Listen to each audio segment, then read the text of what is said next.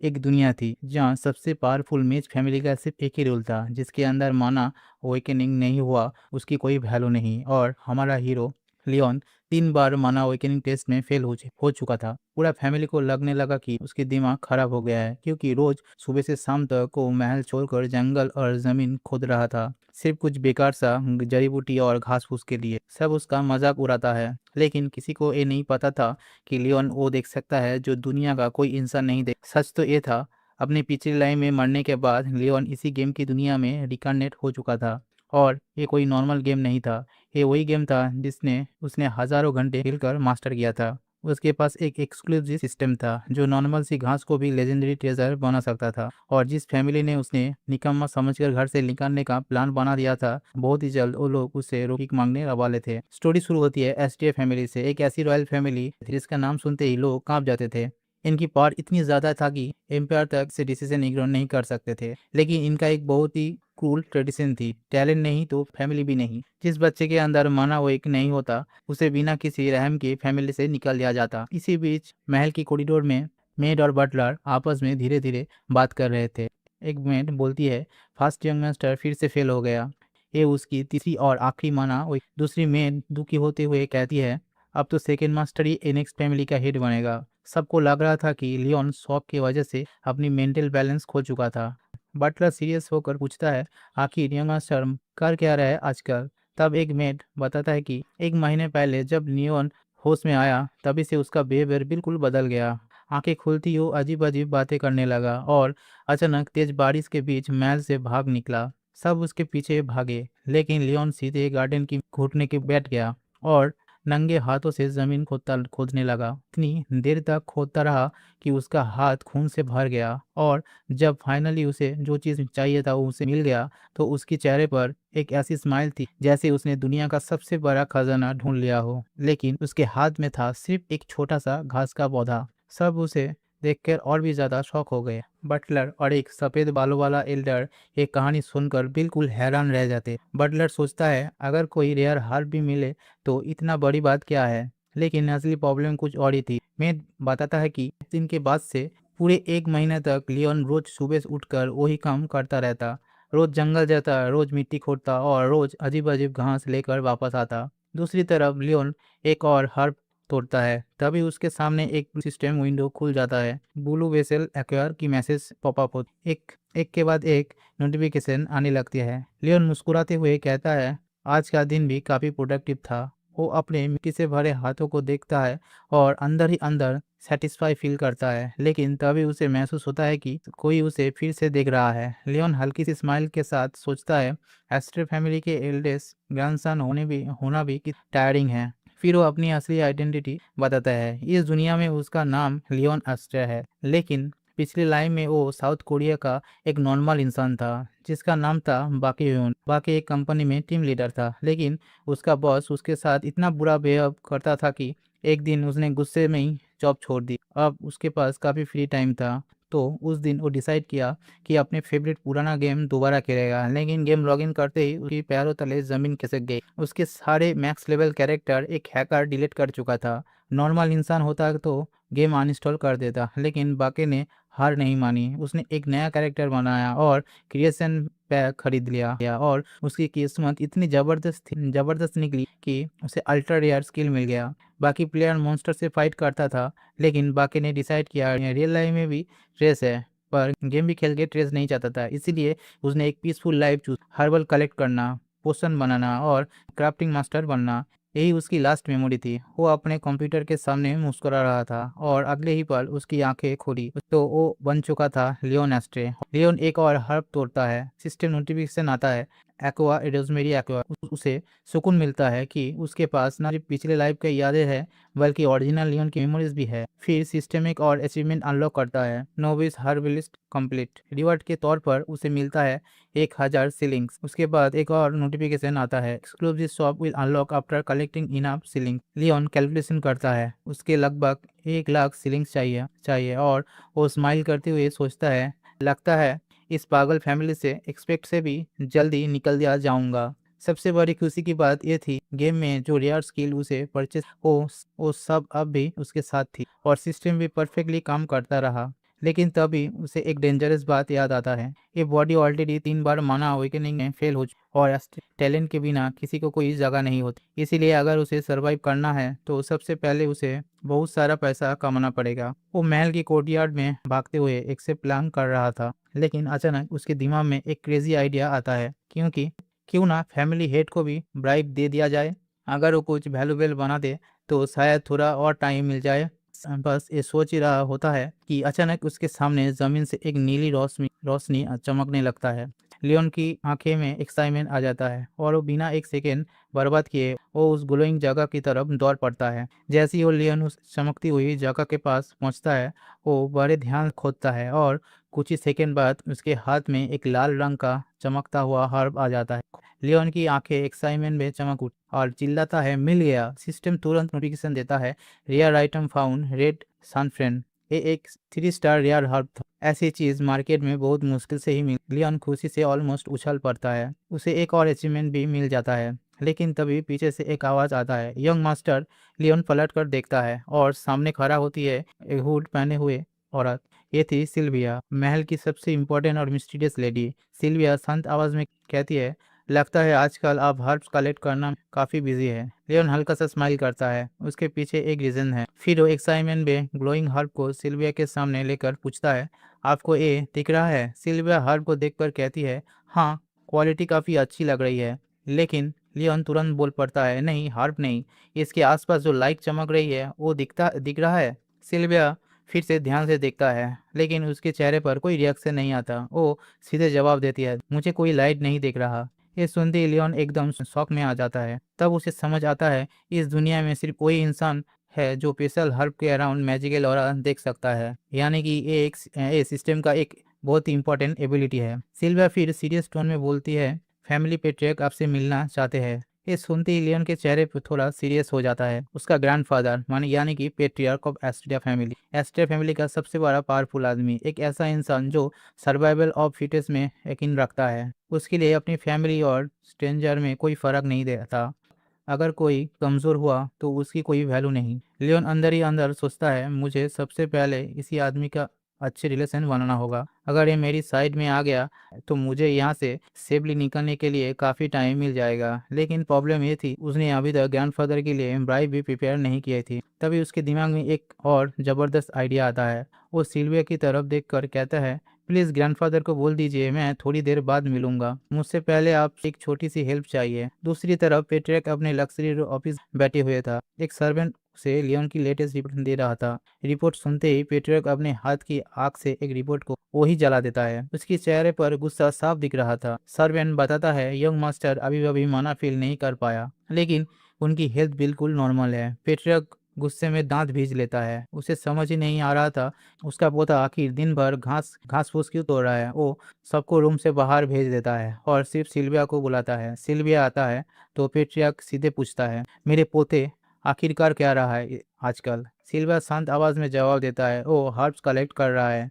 ये सुनकर पेट्रियर्क का गुस्सा और भी बढ़ जाता है। और जब सिल्विया बताती है कि लियोन ने मैसेज भेज दिया है, मैं बाद में मिलूंगा, तो पेट्रियर्क जोर से टेबल पर मुक्का मार देता है। पूरा ऑफिस हिल जाता है। गुस्से में चिल्लाते हुए बोलता है, अगर वो अभी तुरंत मेरे पास नहीं आया तो मैं पूरा जंगल ही जला दूंगा। सिल्विया बिना किसी एक्सप्रेशन से बदले सिर्फ इतना कहता है, जी, और शैडोज में गायब हो जाता है। ऑफिस में अकेला बैठे पेट्रियर्क क्रिस्टल बॉल निकलता है और दूर से लियोन को देखने लगता है। उसे नजर आता है कि लियोन वाकई जंगल में घास सी तोड़ रहा था। पेट्रियर्क गुस्से में बोलता है, इस लड़के को होश आते ही सबसे पहले मेरे पास आना चाहिए था, और ये जंगल में मिट्टी खोद रहा है। उधर लियोन अपने रूम में वापस आता है और अंदर का सीन देखते ही उसकी आंखें खुली का खुली रह जाता है। पूरा room high quality alchemy equipment से भरा हुआ था।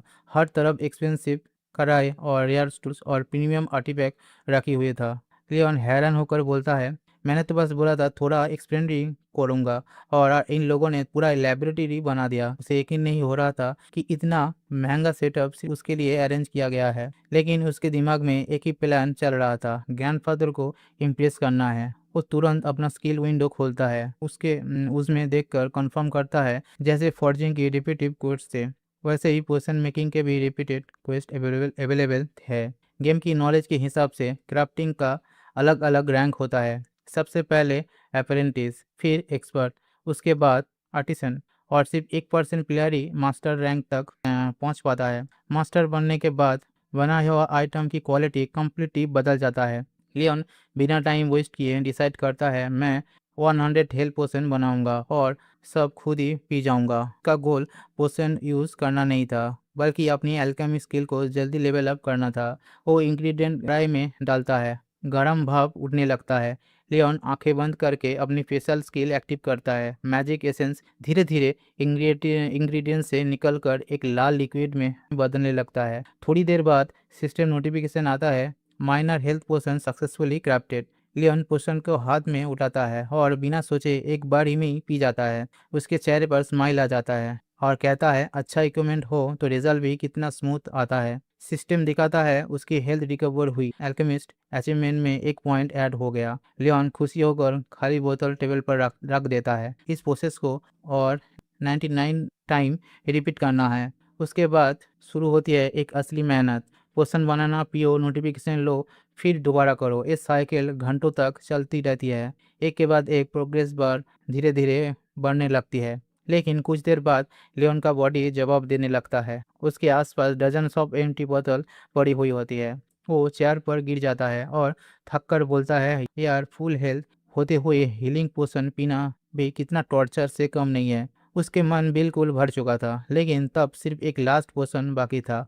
वो हिम्मत जुटाता है, बोतल उठाता है और एक ही बार में पी जाता है। जैसे ही लास्ट पोर्शन फिनिश होता है, सिस्टम चमक उठती है और कहता है, novice alchemy achievement completed. Reward के तौर पर उसे मिलता है एक न्यू पोशन। लियोन एक्साइटमेंट के साथ रेसिपी खोलता है। उसकी आंखों में कॉन्फिडेंस आ जाता है, बस अभी असली काम शुरू होता है।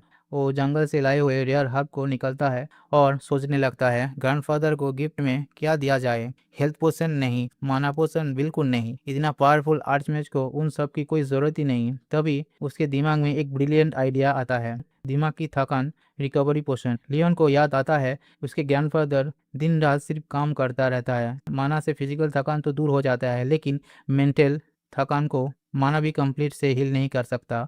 होगा यही पोशन ग्रैंडफादर के लिए परफेक्ट गिफ्ट होगा। वो सारे रेयर हर्ब को मिक्स करता है। कढ़ाई के अंदर लिक्विड धीरे धीरे नीला रंग लेने लगता है, साथ ही एक बहुत रिफ्रेशिंग खुशबू पूरी रूम फैल जाती है। लियोन को याद आता है, गेम में इस पोशन को लोग बेकार समझते थे, सिर्फ कुछ कॉइन में ही बेच देते थे, लेकिन रियल वर्ल्ड में इस पोशन की वैल्यू बिल्कुल अलग है। वो अपनी एक्सट्रैक्शन स्किल एक्टिव करता है और अगले ही सेकेंड पूरा लेबोरेटरी एक तेज नीली रोशनी से भर जाता है। कढ़ाई के अंदर से जबरदस्त मैजिकल एनर्जी निकलने लगती है। पोशन की खुशबू इतनी जबरदस्त थी कि लियोन को अपनी पिछले जिंदगी का सबसे खुशी यादें आने लगता है। और फाइनली सिस्टम नोटिफिकेशन आता है, मेंटल रिकवरी पोशन सक्सेसफुली क्राफ्टेड। लेकिन असली शौक अभी भी बाकी था। पोशन के ऊपर 2 स्टार क्वालिटी चमक रही थी। लियोन की सांसें रुक जाता है और कहता है, इम्पॉसिबल, मेरी करंट लेवल पर 2 स्टार पोशन बनाना पॉसिबल ही नहीं था। लियोन अभी भी उस स्टार पोशन को देखकर शौक में खड़ा था। उसे यकीन ही नहीं हो रहा था, कितना लो लेवल होने के बावजूद उसने हाई क्वालिटी पोशन बना दी। सिर्फ उस पोशन की खुशबू से ही उसके दिमाग की सारी थकान गायब हो गई। वो मुस्कुराते हुए सोचता है, अगर स्मेल से ये हाल है तो इसे पीने वाला क्या होगा।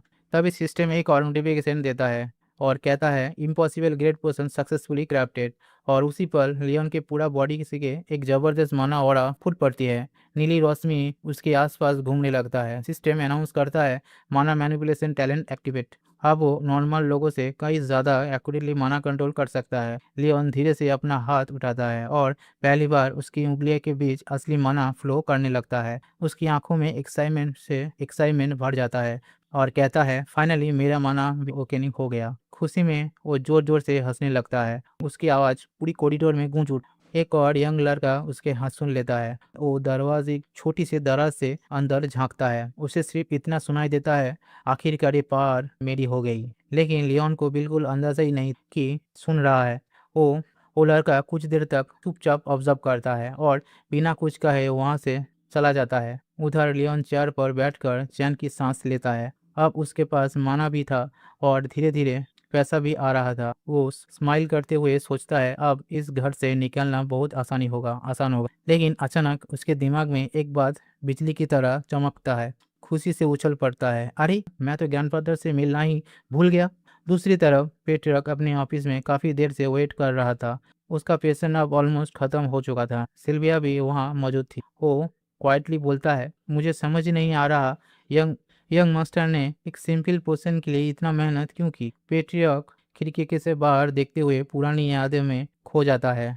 कभी वो हीरो पार्टी का मेन मेंबर था जिसने दुनिया को डीमन आर्मी से बचाया था। उसने अपनी ज़िंदगी में इतनी पावर हासिल की, चाहे तो खुद का किंगडम भी बना सकता था। वो धीरे से बोलता है, मैं अपने पोते को बिना कुछ किए किए भी आराम से ज़िंदगी एक खुशहाल ज़िंदगी दे सकता हूँ। उसे इतनी मेहनत करने की ज़रूरत ही नहीं क्या है, उसके उसे इतनी मेहनत करना ज़रूरत ही क्यों है। सिल्विया हल्की सी स्माइल करता है और कहता है, शायद इसलिए क्योंकि वो ये सब करते हुए जनरली खुश था। पेट्रियक तुरंत जवाब देता है, खुशी को कोई वैल्यू नहीं हो जब मौत उतनी करीब हो। सिल्विया उसे याद दिलाता है, लियोन 3 बार माना शॉक सर्वाइव कर चुका है और एक बार सर्वाइव करना ही मिरेकल माना जाता है। पेट्रियक गहरी सांस लेता है। उसे लगता है अब नया मिरेकल की उम्मीद करना भी बेकार है। बस वो चाहता था कि उसका पोता अपनी बची हुई जिंदगी चैन से गुजारे। तभी दरवाजे पर नॉक होता है। एक सर्वेंट अनाउंस करता है, फर्स्ट यंग मॉन्स्टर आ गए हैं। लियोन धीरे से रूम में एंटर करता है और रिस्पेक्टफुली झुककर बोलता है, सॉरी ग्रैंडफादर, मुझसे थोड़ा देर हो गई। पैट्रिक उसे घूरते हुए पूछता है, होश में आने के बाद इतने दिन तक तुम मेरे पास क्यों नहीं आए। लियोन शांत आवाज में जवाब देता है, माना शौक के बाद मुझे बहुत सी चीज़ों के बारे में सोचा था।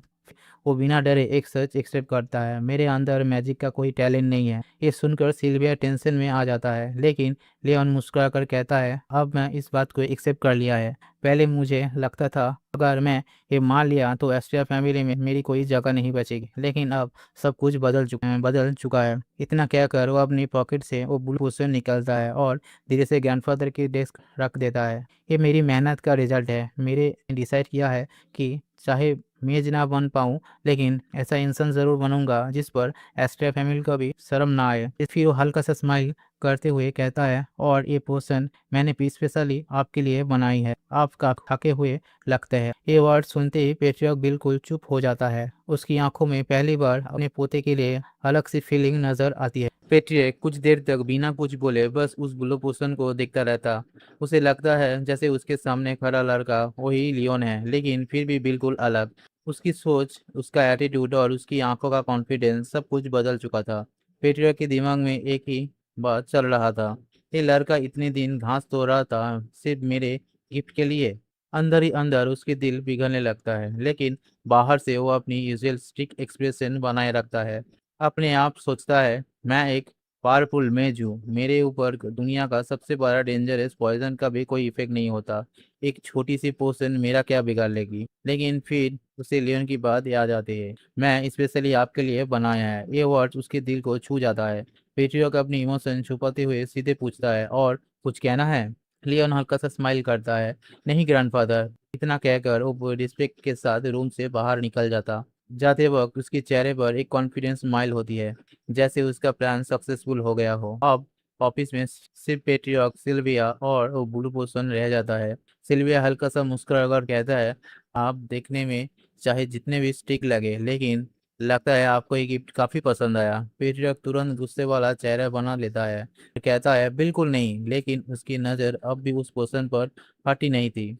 वो धीरे से बोतल उठाता है और उसे ध्यान से ऑब्जर्व करता है। उसे पोषण के अंदर एक अजीब सी फेमिलियर एनर्जी महसूस होती है। सिल्विया सजेस्ट करता है, सेफ्टी के लिए पहले इस क्वेश्चन के एनालाइज कर लेना चाहिए, लेकिन पेट्रियक सीधे मना कर देता है। वो शांत आवाज में कहता है, ये मेरे पोते का पहला गिफ्ट है, मैं इस बार शक नहीं करूंगा। सिल्विया सिर्फ स्माइल करता है और शैडो में ही गायब हो जाती है। अब पेट्रियक रूम में बिल्कुल अकेला था। वो पोषण की देखते हुए पुरानी यादों में खो जाता है। उसे याद आता है कि इतने सालों के बाद लियोन ने उसके लिए कुछ बनाया है। वो धीरे से बोलता है, इसे बनाने में उसने कितना मेहनत की होगी। चाहे पोषण का उस पर इफेक्ट हो या ना हो, वो डिसाइड करता है लियोन की मेहनत वेस्ट नहीं होने दूंगा। और बिना एक सेकंड सोचे पूरा पोषण एक ही बार में पी जाता है। जैसे ही पोषण उसकी बॉडी में जाता है, सब कुछ बदलने लगता है। उसकी कांधों का बोझ धीरे धीरे हल्का होने लगता है। कई सालों से उसके दिमाग पर जो प्रेशर था वो जैसे हवा में ही उड़ने लगता है। उसके सामने पुरानी खुशी यादें फ्लैश होने लगती है। हीरो पार्टी, पुरानी दोस्त और वो पीसफुल दिन जिनको वो कब कब भूल चुका था। और फिर पता ही नहीं चलता कब दुनिया का सबसे पावरफुल आर्चमेज अपनी चेयर पर ही बैठे बैठे गहरी नींद में सो जाता है। ये सिर्फ एक छोटा सा नैप थी, लेकिन उसके लिए ये सालों की सबसे सुकून भरी नींद थी। कुछ देर बाद पेट्रियक धीरे धीरे आंखें खोलता है। वो खुद हैरान हो जाता है, मैं सो गया था। और सबसे बड़ी बात, उसके दिमाग का जो पुराना हेडेक पूरी तरह गायब हो चुका था। ना कोई स्ट्रेस, ना कोई मेंटल प्रेशर, सिर्फ एक अजीब सा शांति। वो खिड़की से बाहर देखता है और बहुत दिन बाद उसके चेहरे पर एक हल्की सी मुस्कान आ जाती है। वो प्यार से खाली पोषण की बोतल को हाथ में पकड़ता है और धीरे से बोलता है, ये लड़का हमेशा अपनी मर्जी की करता है। उसी वक्त पेट्रियक अपने दिल में एक बड़ा डिसीजन लेता है। अब से मैं लियोन को कभी वीक नहीं समझूंगा। चाहे कुछ भी हो जाए, मैं अपने पोते को प्रोटेक्ट करूंगा। उसे पहली बार महसूस होता है कि शायद उसके पास अपने ग्रैंडसन के साथ लंबी जिंदगी का जीने का एक नया उम्मीद आ गया है। उधर महल का सर्वेंट के बीच एक नया रूमर आग की तरह फैल चुकी थी। सब लोग धीरे धीरे बातें कर रहा था कि एक सर्वेंट हंसकर बोलता है, सुना है फर्स्ट यंग मास्टर अब ज्यादा दिन जिंदा नहीं रहेगा। दूसरा तुरंत बात को और मसालादार बना देता है और कहता है, इसीलिए तो वो रोज जंगल जाकर हर्ब्स कलेक्ट करता है, शायद अपनी कब्र के भी जगह ढूंढ रहा है। सब उस बात पर हंसने लगता है, लेकिन अचानक सबकी हंसी एक सेकंड में ही गायब हो जाता है, क्योंकि उनके पीछे कोई खामोशी से खड़ा था। वो थी हान, रेड हेयर वाली एक यंग मेड। वो गुस्से में सर्वेंट डांटने लगती है और कहती है, काम करो, यंग मास्टर के बारे में बकवास फैलाना बंद करो। सब सर्वेंट डर कर तुरंत अपने आप काम करना लौट जाता है। एक हान से पूछता है, सब ठीक है ना? हान गुस्से में कहती है, यंग मास्टर के ऑलमोस्ट सारे सर्वेंट रिजाइन कर चुके हैं। पहले सब बोलते थे कि उनकी सर्विस कितनी इजी है, और अब सिर्फ अफवाह की वजह से सब भाग गए। कितना सेल्फिश लोग हैं। लेकिन जैसे ही वो ये बोलती है, उसके साथी का चेहरा सफेद पड़ जाती है। धीरे से पीछे इशारा करता है। हन पलट कर देखता है और शॉक हो जाता है। उसके बिल्कुल पीछे सिल्विया खड़ी थी, चेहरे पर वही शांति सी स्माइल, लेकिन आंखों में इतना ठंडा कि हान का खून जम जाए। सिल्विया धीरे से कहती है, मुझे भी ये रूमर डिटेल्स में सुनना है। बस इतना सुनते ही हान का सांसें रुक जाता है। कुछ देर बाद सीन शिफ्ट होता है। पेट्रियर्क ने सिल्विया को फिर से ऑफिस में बुलाया होता है। जैसे ही सिल्वा आती है, पेट्रियर्क सीधे उस पोशन की बोतल के उसके सामने रख देता है और कहता है, अपनी विच आई से इस पोशन को चेक करो। सिल्विया अपनी स्पेशल मैजिक एक्टिव करता है। एक पिंक मैजिक सर्कल बोतल की आसपास घूमने लगता है। वो पोशन को ध्यान से एनालाइज करता है, लेकिन अगले ही पल उसकी आंखें शौक से फैल जाती है। वो धीरे से बोलती है, इम्पॉसिबल। पेट्रियक सीरियस होकर पूछता है, क्या हुआ? सिल्विया बोतल को देखते हुए कहती है, ए पोषण यंग मास्टर की लेवल का इंसान बना ही नहीं सकता। पेट्रियक भी सीरियस हो जाता है। तभी सिल्विया एक ऐसी नाम लेता है जो इसके जिसे सुनकर माहौल भी बदल जाता है। ये हीरो पोषण है। ये नाम सुनते ही पेट्रियक की आंखों में पुरानी यादें लौट आती है। एक लेजेंडरी हीरो जो 50 साल पहले डिमेन वॉर के बाद अचानक दुनिया से गायब हो गया था। एक ऐसा इंसान जिसकी स्ट्रेंथ से देवता तक डरता था, जिसे कोई जेल, कोई किंगडम, कोई फोर्स रोक ही नहीं सकते थे। सिल्विया धीरे से कहती है, सिर्फ वही हीरो ऐसी पोजीशन बना सकता था। पेट्रिया कुछ देर तक चुप रहता है, फिर सिर हिलाकर कहता है, नहीं, ओरिजिनली हीरो की पोजीशन इससे भी ज्यादा पावरफुल होती थी। ये उसकी एग्जैक्ट पोजीशन नहीं है, लेकिन उसके दिमाग में एक सवाल बार बार घूमने लगता है, आखिर लियोन ने ये बनाना सीखा कहाँ से? फिर वो खुद ही उस आइडिया को रिजेक्ट कर देता है, मेरा पोता हीरो नहीं हो सकता। थोड़ी देर बाद पेट्रिया कहता है, मुझे लियोन से एक और पोषण बनाना है, इस बार उससे भी बेटर क्वालिटी की। सिल्विया हैरान होकर पूछती है, किसके लिए? पेट्रियक शांत आवाज में जवाब देता है, मेरी बहन के लिए। वो बताता है कि बहन सदियों से एक अजीब डोरमेंट स्टेट में है और शायद ये पोषण उसकी भी मदद कर सके। ये सुनकर सिल्विया हल्का सा मुस्कुरा देता है। उसे समझ आ जाता है कि उसका भाई अपनी फीलिंग कभी ओपनली नहीं दिखा था, लेकिन अंदर से अपनी फैमिली की बहुत परवाह करता है। काफी दिनों बाद ऑफिस के अंदर दोनों भाई बहन का चेहरे पर एक सच्ची मुस्कान नजर आता है। कुछ देर बाद लियोन को दोबारा ग्रैंडफादर के ऑफिस में बुलाया जाता है। जैसे ही वो अंदर आता है, पेट्रियर्क सीधे उसकी तरफ देखते हुए पूछता है, एक बात बताओ, क्या तुम इससे भी बेटर क्वालिटी की पोषण बना सकते हो? ये सवाल सुनकर लियोन एक सेकेंड के लिए चुप हो जाता है। अंदर ही अंदर वो सोचता है, सच बोलो तो अभी मेरा करंट लेवल पर एक और 2 स्टार पोषण बनाना भी बहुत मुश्किल है। उसके पास रेयर हर्ब भी खत्म हो चुका था, और पिछली बार जो सक्सेस मिली थी उसमें लक का भी बहुत बड़ा रोल था। लेकिन ये उसके लिए ग्रैंडफादर का ट्रस्ट जीतने का परफेक्ट चांस भी था। इसीलिए वो कॉन्फिडेंट फेस में बनाकर बोलता है, हाँ पॉसिबल है, लेकिन थोड़ी थोड़ा टाइम लगेगा। पेट्रियर्क सिर हिला देता है। तभी लियोन क्यूरियसली पूछता है, वैसे ये पोशन किसके लिए चाहिए? पेट्रियर्क बिल्कुल नॉर्मल टोन में जवाब देता है, सिल्विया के लिए। ये सुनते ही लियोन का दिमाग अपनी अपने ही डायरेक्शन में भाग जाता है। वो अंदर ही अंदर सोचने लगता है, क्या ग्रैंडफादर और सिल्विया? उसके दिमाग में तुरंत एक रोमांटिक लव स्टोरी चलने लगती है। उसे लगता है कि उसके ग्रैंडफादर सीक्रेटली सिल्विया को पसंद करता है और शायद उसके लिए इतनी स्पेशल पोषण मांग रहा था। लियोन लियोन इमोशनल होकर सोचता है, बेचारा ग्रैंडफादर, इतनी उम्र में भी उनकी लव स्टोरी अधूरी रह गई। उसके चेहरे पर एक स्माइल आ जाता है और वो डिसाइड कर लेता है, मैं इन दोनों की हेल्प जरूर करूंगा। फिर वो जोर से बोलता है, मैं 1 हफ्ते के अंदर पोषण बना लूंगा। पेट्रियर्क भौहें चढ़ाकर पूछता है, 1 हफ्ता? इतना टाइम क्यों? लियोन घबरा जाता है। उसे लगता है कि शायद ग्रैंडफादर इम्प्रेशन हो गया, इसलिए वो तुरंत अपनी बात बदल देता है। नहीं नहीं नहीं, मतलब मैं पूरी कोशिश करूंगा जितनी जल्दी हो सके कंप्लीट करने की। पेट्रियर्क कुछ देर तक उसे देखता रहता है, फिर सिर्फ इतना कहता है, ठीक है। मीटिंग खत्म होती है। लियोन ऑफिस से बाहर निकल जाता है, लेकिन बाहर आते ही उसकी चेहरे की स्माइल गायब हो जाती है। वो जंगल की तरफ चलते हुए सोचता है, अब मैं 3 स्टार पोशन बनाऊंगा कैसे? ना उसके पास इनफ एक्सपीरियंस है, ना रेयर इंग्रेडिएंट्स, और ना ही इतना टाइम। तभी उसे अचानक अपने सिस्टम शॉप की याद आता है। वो तुरंत शॉप ओपन करता है। स्क्रीन के सामने हजारों आइटम आ जाता है, लेकिन उनमें से आधा लॉक था और बाकी की प्राइस देखकर उसकी आंखें फट जाती है। एक पुरानी सी जंग लगी कि हजारों सीलिंग की है। एक नॉर्मल मैजिकल सीजनिंग 10,000 सीलिंग की है। लियोन सिर पकड़ लेता है, ये शॉप नहीं, ये लूटने का मशीन, बोलता है। उसे समझ आ जाता है कि फिलहाल शॉप उसकी कोई हेल्प नहीं करेगा। तब वो एक गहरी सांस लेता है और बोलता है, ठीक है, शॉर्टकट नहीं मिलेगा तो पुराना ट्रेडिशनली तरीका ही यूज करना पड़ेगा। उसे याद आता है, रेयर हर्ब्स कलेक्ट करने के लिए सिर्फ स्किल काफी नहीं होती, हाई क्वालिटी टूल्स भी चाहिए होता है। और इसी आइडिया के साथ लियन सीधे शहर के एक फेमस ब्लैकस्मिथ वर्कशॉप की तरफ निकल पड़ता है। लियन सीधे शहर का सबसे बड़ा मशहूर ब्लैकस्मिथ वर्कशॉप पहुंच जाता है और अंदर लोहे पर हथौड़े की आवाज गूंज रही थी और हर तरफ गर्म भटिया की आग जल रही थी। एक आदमी जोर से आवाज लगाता है, भाई जरा बाहर आना। अंदर से एक लंबा चौड़ा दाढ़ी वाला ब्लैकस्मिथ बाहर आता है। वो थोड़ा इरिटेट होकर पूछता है, अब क्या हुआ? उसके भाई हंसते हुए कहता है, एक बहुत बड़ा कस्टमर आया है। ब्लैकस्मिथ बिना इंटरेस्ट के बाहर आता है, लेकिन जैसे ही उसकी नजर लियोन पर पड़ती है, वो थोड़ा कंफ्यूज हो जाता है। उसके सामने खड़ा था एक अमीर नोबेल फैमिली का यंग मास्टर। लियोन सीधे पूछता है, क्या आप इस वर्कशॉप के ओनर है? ब्लैक स्मिथ हाँ में सिर हिला देता है। तब लियोन एक ऐसी बात बोलता है जिससे सुनकर दोनों भाई शॉक हो जाते हैं और बोल, मुझे ब्लैक स्मिथिंग ट्राई करनी है। वर्कशॉप में एकदम सन्नाटा छा जाता है। ब्लैक स्मिथ सोचता है, ये अमीर घर का लड़का मजाक कर रहा है क्या?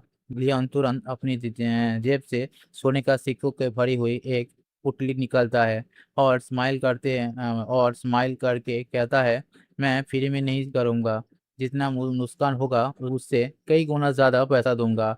इतना सारा गोल्ड कॉइन देखकर ब्लैक स्मिथ के चेहरे भी हैरान रह जाता है। स्टोरी थोड़ी देर पीछे फ्लैशबैक लेती है। वर्कशॉप में आने से पहले ही लियोन उसको ध्यान से देख रहा था। उसने नोटिस किया था कि यहाँ यहाँ की टूल अच्छे होने के बावजूद उनकी क्वालिटी उतनी इम्प्रेसिव नहीं थी। उसे तुरंत समझ आ गया कि अगर उसे किसी मास्टर ब्लैकस्मिथ से टूल बनवाना हो तो एक दिन में इम्पॉसिबल था। इसीलिए उसने डिसाइड किया, खुद ही बनाना सीखूंगा। ब्लैकस्मिथ गुस्से में बोलता है, मेरे पास किसी नोबेल का शौक पूरा करने के लिए टाइम नहीं है। लेकिन उसका छोटा भाई धीरे से कहता है, भाई इतना पैसा में तो 10 शॉवेल बन जाएगा। लियोन मुस्कुराकर कहता है, मैं जानता हूँ, मैं ये पैसा जानबूझकर ही दे रहा हूँ। दोनों भाई उसकी बात सुनकर और भी ज्यादा कंफ्यूज हो जाता है। दाढ़ी वाला ब्लैकस्मिथ लियोन को ऊपर से नीचे तक देखता है और पूछता है, तुम जैसे नाजुक लड़के को ब्लैकस्मिथिंग आ गया? इसी बीच लियोन की नज़र उस ब्लैकस्मिथ पर टिक जाती है और वो एक इम्पोर्टेंट बात नोटिस करता है। एक बोना है। लियोन अंदर ही अंदर हैरान रह जाता है। बोना एक लेजेंडरी रेस जो बिना जले सीधे आग में हाथ डाल सकता है और पूरी दुनिया में उससे बेहतर क्राफ्ट्समैन किसी के पास नहीं होता है। ब्लैकस्मिथ पूछता है तुम्हारा नाम क्या। लियोन स्माइल करते हुए जवाब देता है मेरा नाम लियोन एस्ट्रे। ये नाम सुनते ही ब्लैकस्मिथ का छोटा भाई सरप्राइज हो जाता है। अरे ये वही तो फेमस पागल आदमी है ना। दाढ़ी वाला बुना बस हल्का सा मुस्कुरा देता है और कहता है ठीक है, इस पागल नोबेल को एक जगह दे दो। उसका भाई मजबूरी में लियोन को वर्कशॉप दिखाने लगता है।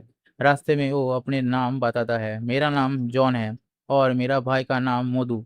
तुम उन्हें मास्टर मधु कह सकते हो। जॉन लियोन को पूरी वर्कशॉप घुमाता है। हर मशीन, हर टूल और हर प्रोसेस एक्सप्लेन करता है। लियोन सब कुछ बस बड़े ध्यान से ऑब्जर्व करता रहता है। उसे लगता है काम बहुत केयरफुली हो रहा है, लेकिन फाइनल प्रोडक्ट की क्वालिटी फिर भी लो है। आखिर प्रॉब्लम है कहाँ। तभी उसकी नज़र फर्नेस की तरफ जाती है और उसके सामने एक सिस्टम विंडो खुल जाती है और कहता है low level fire speed detected. Leon की आंखें चमक उठती है। उसे तुरंत समझ आ जाता है कि वर्कशॉप की असली प्रॉब्लम टूल्स नहीं, फायर स्पिरिट है। वो फर्नेस की तरफ देखकर पूछता है क्या इसकी आग में हमेशा ही इतना वीक रहता है। जॉन कंफ्यूज होकर बोलता है वीक, मुझे तो नॉर्मली लग रहा है। तभी मधु भी वहां से आ जाता है। वो सीरियस होकर कहता है सच में आग पहले से भी काफी कमजोर हो गया है।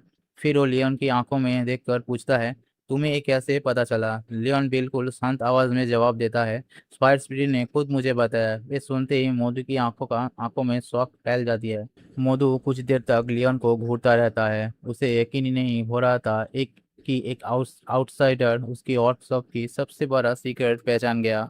वो धीरे से पूछता है क्या तुम फायर स्पिरिट को देख सकते हो।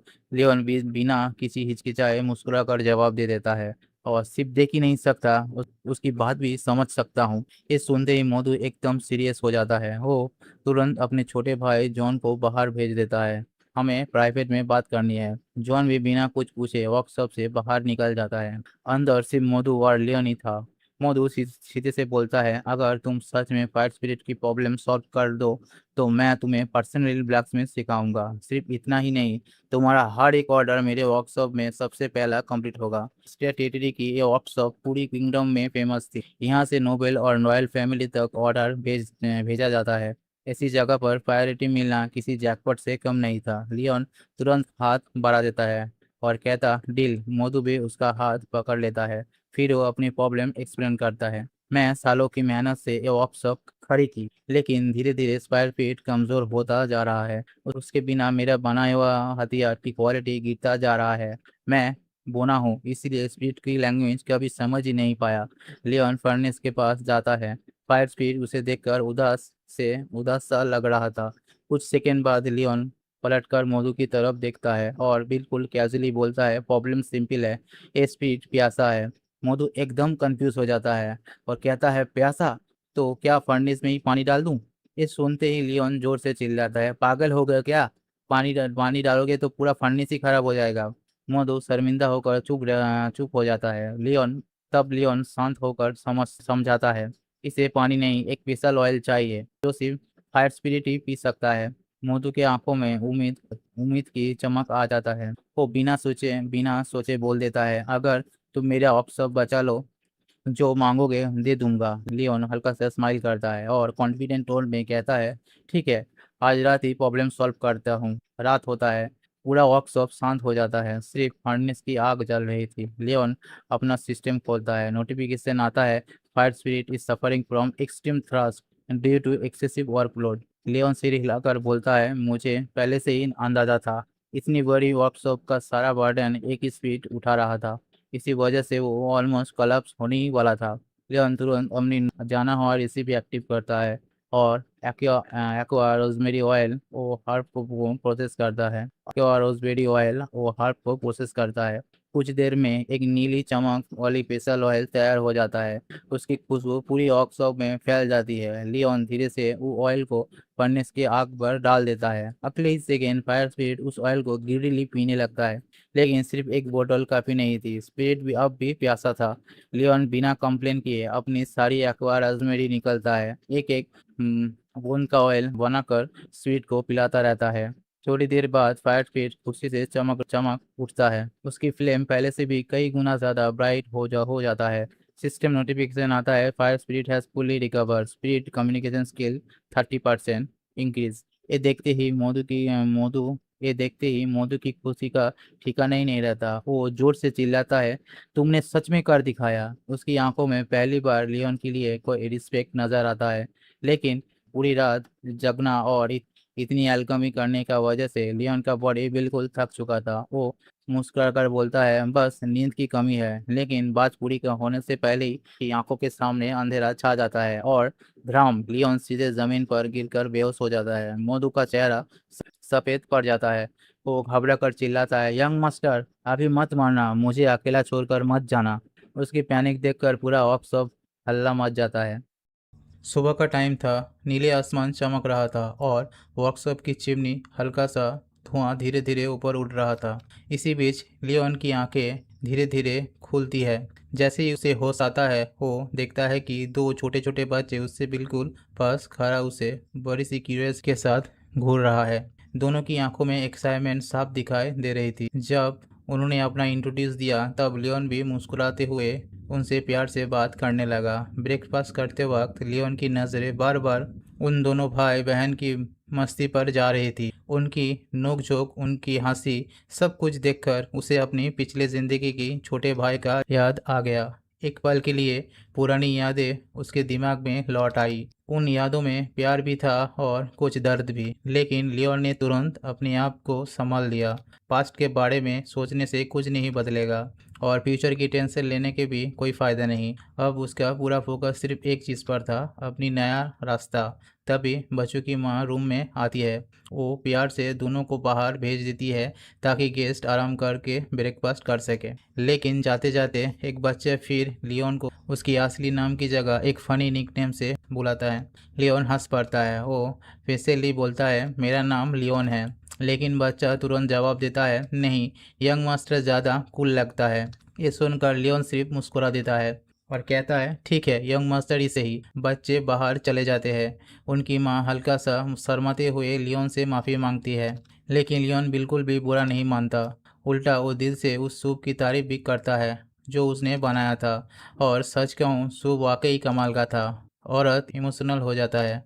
वो बताता है कि जब उसका हस्बैंड सुबह सुबह बेहोश तुमको घर लेकर आया था, तब वो कितनी ज़्यादा डर गई थी। उसकी आंखों में अब भी वही डर और शुक्रिया दोनों नज़र आ रहा था। वो दिल से लियोन को थैंक्स करती है। लेकिन लियोन सिर हिलाकर कहता है, ऑलरेडी आप लोग मुझे खाना खिला चुके, आराम करने की जगह भी दे दी, मेरे लिए इतना काफ़ी है। इतने में ही दरवाज़ा खोलते हुए मधु अंदर आता है। वो सीधे पूछता है, अब तबीयत कैसा है? दोनों बच्चों एक्साइटमेंट से भागते हुए अपने पापा के पास पहुंच जाते हैं। मधु उन्हें एक साथ गोद में उठा लेता है। उसकी चेहरे पर खुशी साफ दिखाई दे रही थी। वो प्राउडली अनाउंस करता है, लियोन ने सच में हमारा कमज़ोर फायर स्पीच को रिस्टोर कर दिया। ये सुनकर लियोन भी कॉन्फिडेंस स्माइल देता है। ब्रेकफास्ट खत्म करते ही वो सीधे बोलता है, मैं रेडी हूँ, ट्रेनिंग कंटिन्यू करते हैं। मोदो सिर हिला देता है। सब कुछ वर्कशॉप ऑलरेडी प्रिपेयर है। दोनों वर्कशॉप के अंदर जाते हैं और अंदर का सीन देखते ही लियोन एक सेकेंड के लिए रुक जाता है। हर तरफ perfectly arrange blacksmith tool, shiny hammer, massive anvils और प्रोफेशनल फोर्जिंग इक्विपमेंट, सब कुछ देखकर उसकी आंखें चमक उठती है। मोदू मुस्कुरा कर कहता है, आज के बाद जब तुम्हें किसी चीज़ की ज़रूरत होगी, मेरे वर्कशॉप तुम्हारे लिए हमेशा प्रायोरिटी होगी। लेकिन अभी तुम्हारे लिए एक सरप्राइज़ है। ये कहकर वो लियोन को वर्कशॉप के अंदर ले जाता है और वहाँ refine high quality iron bars का पूरा ढेर लगा हुआ था, एक से बढ़कर एक premium material. Leon generally impress हो जाता है और कहता है, मास्टर थैंक यू। मोदो जोर से हंस पड़ता है, मैं इतनी भी कंजूस नहीं हूँ कि तुम्हें घटिया आयरन दूँ। बस इतना सुनते ही लियोन के अंदर एक एक्साइटमेंट और भी बढ़ गया। मैं जितनी जल्दी हो सके सब कुछ सीखना चाहता हूँ। मोदू सीरियस एक्सप्रेशन के साथ ट्रेनिंग शुरू करता है। ब्लैक स्मिथिंग के सबसे बड़ा इंपॉर्टेंट रूल टेम्परेचर कंट्रोल। सिर्फ आयरन को लाल हो जाना इनाम नहीं होता। अगर ज़्यादा गर्म कर दिया तो पूरा मेटल परमानेंटली ख़राब हो सकता है। परफेक्ट टाइम तब होती है जब आयरन गोल्डन ग्लो में चमकने लगे। यही होती है फॉर्जिंग का असली मोमेंट। मोदू ने धीरे से फर्नेस के अंदर आयरन को हिट करना शुरू किया। उसकी हर मूवमेंट पे सालों का एक्सप्रेशन साफ दिख रहा था। आयरन धीरे धीरे लाल हुआ, फिर और ज़्यादा गर्म हुआ और कुछ देर बाद उस पर एक चमकता हुआ गोल्डन ग्लो आ गया। मोदू ने तुरंत उस ग्लोइंग आयरन को एनविल पर रखा। पहला हमर स्ट्राइक हर एक बार परफेक्टली मेजर था। ना ज़्यादा फोर्स ना कम। हर स्ट्राइक के साथ मेटल धीरे धीरे अपनी शेप लेना शुरू कर देता है। मधु समझाते हुए बोलता है, सिर्फ जोर से मारना ब्लैकस्मिथिंग नहीं होती, हर स्ट्राइक एक पर्पस होता है। ब्लेड की शेप, थिकनेस, बैलेंस सब कुछ इसी स्टेज में ही डिसाइड होता है। लियोन बड़े ध्यान से हर मूवमेंट को ऑब्जर्व कर रहा था। उसकी आंखें एक सेकेंड के लिए भी हैमर से नहीं हटी। जब बेसिक शेप कंप्लीट हो गया तो मधु ने उस ब्लेड को और रिफाइन करना शुरू किया। एजेस को स्मूथ किया, हर छोटी इम्परफेक्शन को रिमूव किया और फिर ब्लेड को केयरफुली शार्पन किया। आखिर में उसने एक मजबूत वुडन हैंडल लगाया और कंप्लीट टूल को लियोन के सामने रख दिया। मुस्कुराते हुए उसने पूछा, कैसे लगा? मुश्किल लगा?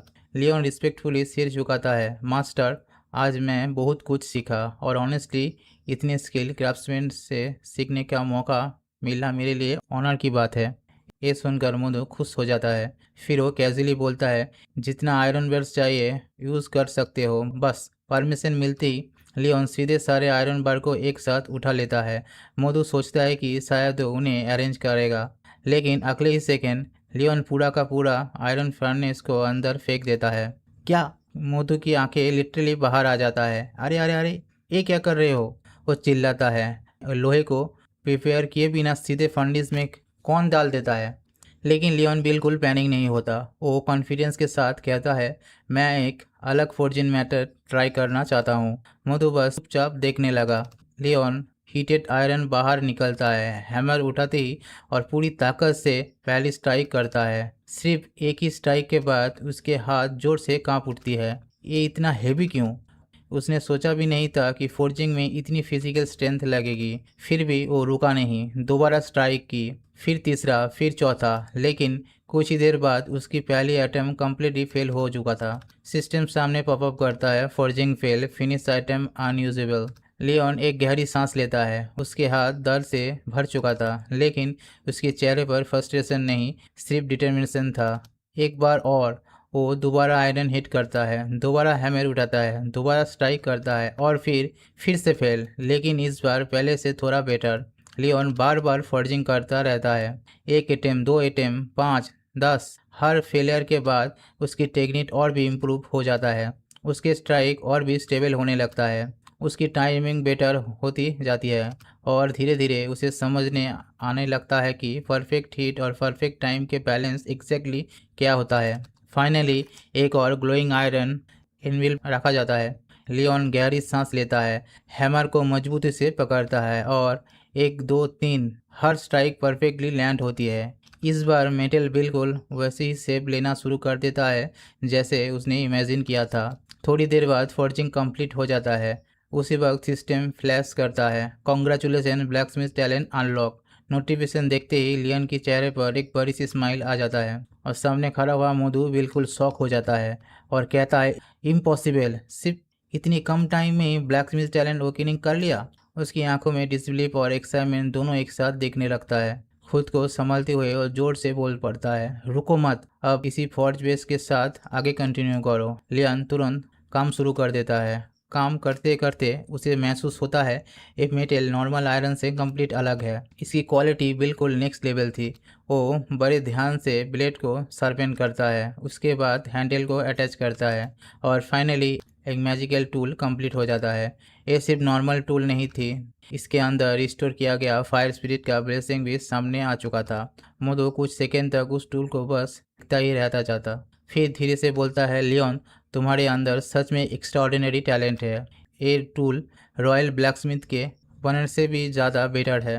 उसकी आवाज़ में सिर्फ तारीफ ही नहीं, रिस्पेक्ट भी था। मोदो सेलिब्रेशन करना चाहता था, लेकिन लियोन सिर्फ हल्का सा मुस्कुरा कर कहता है, बस थोड़ा सा रेस्ट, उसके बाद मुझे मैजिकल टूल बनाना भी सीखना है। ये सुनते ही वर्कशॉप में कुछ सेकंड के लिए कंप्लीट साइलेंस छा जाता है। मधु बिल्कुल स्टैचू बनकर उसकी तरफ देखता रहता है और फिर जोर से हंस पड़ता है। तुम्हारी डिटर्मिनेशन तो सच में अनबिलीवेबल है। ठीक है, आज से मैं तुम्हें वो सब कुछ सिखाऊंगा जो मुझे आता है। लियोन अंदर ही अंदर स्माइल करता है। उसकी प्लानिंग बिल्कुल वैसे ही चल रही है जैसे उसने सोचा था। उस रात पूर्णिमा की चाँद आसमान में चमक रहा था। ठंडी हवा धीरे धीरे जंगल की पेड़ों के बीच से गुजर रही थी और इसी शांत रात में लियोन ने आसमान की तरफ देखते हुए चुपचाप एक बार फिर अपना इरादा मजबूत किया। मैं दादाजी की विश जरूर पूरा करूँगा। उसकी आंखों में पहले से भी ज़्यादा डिटर्मिनेशन था। कुछ देर बाद जंगल की गहरी हिस्से से मिट्टी खोदने की आवाज़ गूंजने लगती है। लियोन अपनी नया बनाया हुआ मैजिकल टूल्स टेस्ट कर रहा था। हर स्ट्राइक के साथ टूल ज़मीन को बिल्कुल आसानी से काट रहा था, जैसे वो ऑर्डिनरी टूल कोई लेजेंडरी आर्टिफैक्ट हो। तभी सिस्टम का नोटिफिकेशन सामने पॉपअप होता है। रेयर मटेरियल हार्वेस्ट फिंगर गेंसेंग रुक एक्वायर। एक बहुत ही रेयर इंग्रेडिएंट था जो एनर्जी को रिस्टोर करना और पावरफुल पोषण बनाने के लिए उसे यूज़ होता है। लियोन प्लांट को हाथ में लेकर ध्यान से देखने लगता है। उसके चेहरे पर सेटिस्फैक्शन साफ दिख रही थी। ये मैजिकल टूल मेरे गैदरिंग स्किल को एक्सपेक्ट से भी ज़्यादा इम्प्रूव कर रही है। लेकिन सरप्राइज अभी ख़त्म नहीं हुआ था। जैसे ही दोनों मैजिकल टूल एक साथ कैरी किया से उसने नोटिस किया कि आसपास छुपे हुए बहुत सारे हर्ब्स अचानक हल्का सा ग्लो करने लगा, जैसे ही टूल खुद ही उनको लोकेशन बता रहा हो। लियोन की आंखें चमक उठती है। मतलब जितना ज़्यादा मैं अपनी स्किल इम्प्रूव करूँगा उतना ही आसान होगा 3 स्टार पोषण बनाना। ये सोचकर उसकी एक्साइटमेंट और भी बढ़ गया। वो बिना रुके जंगल में आगे बढ़ता गया। थोड़ी देर में उसे और भी रेयर लीव्स और एक अजीब वैरायटी की स्वीट पोटैटो मिला। गैदरिंग कंप्लीट करने के बाद उसकी नज़र ज़मीन पर बनी हुई एक नया खोदी हुई जगह पर पड़ती है। वो थोड़ा झुककर देखता है और समझ आता है ये नीचे अब भी और पोटैटोज है। वो दोबारा मैजिकल टूल उठाता है, लेकिन जैसे वो स्ट्राइक करने वाला होता है टूल अचानक बहुत ज़्यादा गर्म होने लगता है। लियोन सरप्राइज उसकी तरफ देखता है। अगले ही सेकेंड पूरा टूल आग की लपटों में घिर जाता है। लियोन एकदम पीछे हट जाता है। क्या हुआ? तभी सिस्टम नोटिफिकेशन सामने आता है, फायर स्पीड ब्लेजिंग एक्टिव। अगले ही पल जमीन के अंदर छुपा हुआ सारे स्वीट पोटैटो ऑटोमेटिकली रोस्ट हो जाता है। लियोन कुछ सेकंड तक बस ब्लैंक एक्सप्रेशन के साथ खड़ा रहता। सीरियसली? वो तुरंत पोटैटो बाहर निकलता है। हर एक परफेक्टली गोल्डन रोस्ट हुआ था। सिस्टम फिर एक्सप्लेन करता है, magical roasting effect can be apply to almost any food. Leon roasted sweet potato को हाथ में लेकर एडमायर करता है। एक स्ट्राइक और सीधे परफेक्ट कुकिंग, ये तो कमाल है। उसके हाथ में पकड़े पोटैटो इतने डिलीशियस खुशबू आ रही थी कि लियोन डिसाइड करता है बस पहले थोड़ा ब्रेक लूँ, उसके बाद काम कंटिन्यू करूँगा। उसकी पेशेंस ऑलरेडी ख़त्म हो चुका था। वो बिना वेट किए सीधे एक बड़ा सा बाइट ले लेता है और जोर से चिल्लाता है, मुंह जल गया। पोटैटो इतना गर्म था कि उसकी जुबान ऑलमोस्ट जल ही गई। खुद की ये बेवकूफ़ी देखकर लियोन खुद ही हंस पड़ता है। थोड़ी ठंडा होना देता हूँ तो अच्छा होता। इस बार वो धीरे धीरे फूंक मार के खाना शुरू करता है और फिर हर बाइट एंजॉय करके चला जाता है। स्वीट पोटैटो गरम ही सबसे बेस्ट लगता है। उसकी नेचुरल स्वीटनेस और फायर स्पिरिट की मैजिकल रोस्टिंग टेस्ट को और भी नेक्स्ट लेवल बना चुकी थी। हर जंगल की घास पर आराम से बैठकर लियोन को अपनी पिछली ज़िंदगी याद आ जाता है, जब वो गरम गरम स्वीट पोटैटो और दूध के साथ ऐसे ही आराम से खा रहा था। वो पुरानी फीलिंग उसके दिल को अजीब सी वार्म दे देता है। इसी बीच कुछ छोटे गोलमटोल बर्ड धीरे धीरे उसके पास उतरने लगता है। एक टाइनी बर्ड क्यूरियसली उसके तरफ देखता रहता है। लियोन मुस्कुराता है, स्वीट पोटैटो का छोटा सा टुकड़ा तोड़कर उस बर्ड की तरफ फेंक देता है। बर्ड बिना डरे तुरंत उसे निकल जाता है और खुश होकर छोटी सी आवाज़ निकालता है। लियोन हंसकर बोलता है, आराम से, कोई छीन नहीं रहा। उन्हें देखकर लियोन को अपनी फेवरेट गेम की एक पुराना कंपेनियन याद आ जाता है। मील ख़त्म होती ही वो खड़ा होता है, फिर स्ट्रेच करता है और फिर दोबारा काम कर फोकस करता है। पोषण की हर्ब कलेक्ट करने से पहले उसने डिसाइड किया, जब यहाँ हुई तो कुछ और स्वीट पोटैटो भी ले लेता हूँ। और फिर लियोन दोबारा जंगल के अंदर बढ़ जाता है। कुछ दिन बाद तेज धूप ग्रैंड अस्टिया फैमिली एस्टेट की खूबसूरत गार्डन पर चमक रही थी। हर तरफ रंगी बेरंगी बटरफ्लाई उड़ रही थी। सब कुछ शांत था, लेकिन मैंसन के अंदर एक इंसान बिल्कुल भी शांत नहीं था। लियोन का असिस्टेंट 3 दिन पूरे बीत चुका था और यंग मास्टर की कोई भी खबर नहीं थी। ऊपर से एस्टेट में अजीब अजीब रूमर्स भी फैलने लगता है। कई यंग मास्टर को फैमिली से निकाल तो नहीं गया? क्या उनकी तबीयत और ख़राब हो गई? असिस्टेंट जितना सुनता उतने ही ज़्यादा परेशान होते जा रहा था। तभी उसके पीछे एक ठंडी और कंपोज आवाज़ आती है, तुम इतने परेशान क्यों लग रहे हो? असिस्टेंट घबराकर पीछे मुड़ता है और वहाँ खड़ी थी सिल्विया, मैंसन का स्ट्रिक्ट और इंटिमेटिंग हेडमेट। उसकी काम प्रेजेंस ही लोगों को सीधे खड़ा होने पर मजबूर कर देता है। असिस्टेंट तुरंत सारी रूमर्स उसे बता देता है। लियोन की गायब होने की टेंशन भी शेयर करता है, लेकिन उसकी बात खत्म होती ना होती कि सामने जंगल की तरफ से एक फेमिलियर आवाज़ सुनाई देती है। मैं आ गया। दोनों एक साथ उसकी तरफ देखता है और अगले ही पल लियोन पीरो की बीट से बाहर निकलता है। पूरा शरीर मिट्टी से भरा हुआ, कपड़े पर स्क्रैचेस, बालों में धूल और सबसे फनी बात, एक मोटा सा छोटा बर्ड आराम से उसकी शोल्डर पर बैठे हुआ था। असिस्टेंट और सिल्विया दोनों कुछ सेकंड के लिए बिल्कुल फ्रीज हो जाते हैं, फिर दोनों एक साथ उसकी तरफ भागता है। यंग मास्टर, ये हाल कैसे हो गया आपका? लियोन बस नेक स्क्रैच करते हुए ऑकवर्ड सा स्माइल कर देता है। रिलैक्स, कुछ सीरियस नहीं हुआ। असिस्टेंट की नज़र तब उस छोटी सी बर्ड पर पड़ती है। वो बर्ड आपके सोल्जर पर क्या कर रहे हैं? उसने पीछे मुड़कर देखा। बर्ड अभी भी वही आराम से बैठा था।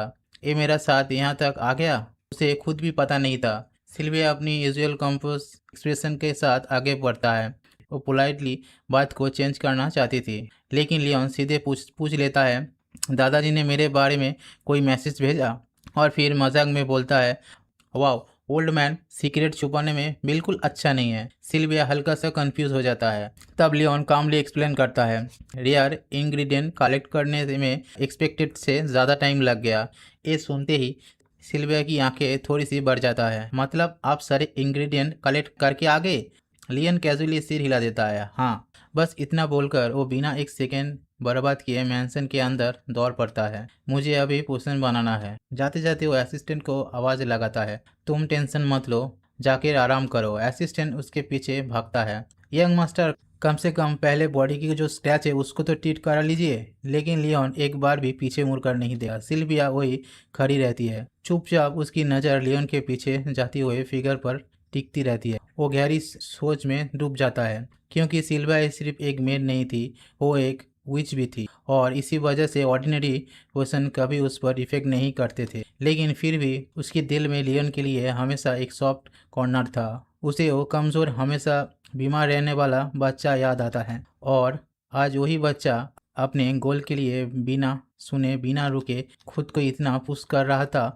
ये सब देखकर उसके दिल में एक नया होप पैदा होने लगता है। बहुत सालों बाद सिल्विया की चेहरे पर एक हल्की सी मुस्कुराहट आती है। उसे महसूस होता है लियोन ने उसके दिल को उसकी सोच से भी ज़्यादा डीपली टच कर दिया है। लेकिन साथ ही एक सवाल उसके दिमाग में घूम रहा था, क्या जो लड़का कभी इतना वीक था वो सच में एक लेजेंडरी क्वालिटी मैजिकल पोशन बना सकता है? कुछ शांत दिन बीत गए और एक दिन सिल्विया फाइनली पेट्रियक की प्राइवेट लाइब्रेरी में पहुंचती है। पेट्रियक उसके चेहरे को देखते ही पूछता है, लगता है लियोन का मिस्टीरियस पोशन का रिजल्ट आ गया। सिल्विया का गल हल्का सा लाल हो जाता है। वो धीरे से जवाब देती है, पोशन पीने के बाद मेरे दिमाग पहले से भी बहुत ज़्यादा क्लियर हो गया है, और फिर मेरा इमोशन भी पहली बार इतना स्टेबल फील हो रहा है। मुझे लगा था आपने सीक्रेटली उसकी हेल्प की होगी। लेकिन पेट्रियक सीधे मना कर देता है, इसमें मेरी कोई हाथ नहीं, मैं तो सिर्फ लियोन की कमिंग एज सेरेमनी की प्रिपरेशन में बिजी था। सिल्विया का एक्सप्रेशन सीरियस हो जाता है। अगर ये पोशन लियोन ने सच में अकेला बनाया है तो सिचुएशन डेंजरस हो सकता है। उसकी नज़र टेबल पर रखी छोटी सी पोशन की बोतल पर टिक जाती है। वो धीरे से बोलती है, ये फॉर्मूला लेजेंडरी हीरो पोशन से ही बहुत मिलता जुलता है, और यहीं से ही वो दुनिया की असली हीरो की पुरानी लेजेंड बताना शुरू करता है। सिल्विया ने धीरे से पोशन की बोतल उठाई। उसकी नज़र में ट्रांसपेरेंट लिक्विड पर टिक गई। फिर वो शांत आवाज़ में बोलना शुरू करता है, ये पोशन लेजेंडरी हीरो की पोशन फार्मूला से बहुत मिलता जुलता है। पेट्रियक बिना कुछ कहे उसकी बात सुनता रहता है। सिल्विया आगे बोलती है, पुरानी लेजेंड के हिसाब से इस दुनिया का असली हीरो किसी आम इंसान की तरह नहीं होता। वो एक ऐसा इंसान होता है जिससे डेस्टिनी खुद चूज करता है। उसका नाम होता है सबसे खतरनाक मॉन्स्टर के सामना करना और पूरी ह्यूमैनिटी को, पूरी मानवता को प्रोटेक्ट करना। रूम में कुछ पल के लिए कंप्लीट साइलेंस छा जाता है, लेकिन सिल्विया की आवाज़ धीरे से और हेवी हो जाता है। पर उस लेजेंड का एक और हिस्सा भी है जिसे बहुत कम लोग जानते थे। हर हीरो अपनी ज़िंदगी में एंडलेस सफरिंग झेलता है। उन्हें बार बार सेक्रीफाइस करना पड़ता है।